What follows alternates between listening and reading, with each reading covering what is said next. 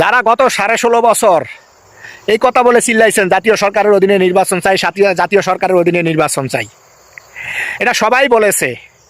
কিন্তু এখন আইসা ওই একটা সবচেয়ে বড় দল যে জাতীয় সরকারের অধীনে নির্বাচন চান না।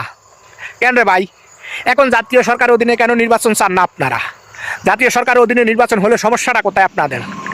আপনাদের সমস্যা ডর এটাই যে আপনারা জাতীয় সরকারের অধীনে নির্বাচন দিলে ক্ষমতায় যেতে পারবেন না, কারণ আপনারা যে কার্যক্রমগুলো করতে আছেন এতে আপনাদেরকে দেশের জনগণ চায় না। আপনারা অন্তর্বর্তীকালীন সরকার চাচ্ছেন, নিরপেক্ষ সরকার চাচ্ছেন। ওই নিরপেক্ষ সরকারের অধীনে নির্বাচন হলে আপনারা জোর খাটিয়ে ক্ষমতায় যেতে পারবেন। আর ইসলামিক দলগুলা তো আসি, ইসলামিক দলগুলা তো যদি আল্লাহ যেদিনকা কবুল করে ওদিনকা ক্ষমতায় যাবে, তবে সেই আশায় আসি এবং এই নির্বাচনেও আশা করি যে হ্যাঁ ইসলামিক দলগুলা ক্ষমতায় যাওয়ার সম্ভাবনা তৈরি করতে পারে। তা আপনারা এতদিন চেয়েছেন জাতীয় সরকারের অধীনে, এখন চাচ্ছেন না, কারণটা কি? তাইলে আপনারা ক্ষমতায় গেলে করবেন কি? এখন বলবেন এক কথা, আর কিছুক্ষণ পরে বলবেন এক কথা। নির্বাচনী ইশতেহারে বলেন এক, কাজে গিয়া করেন আরেক।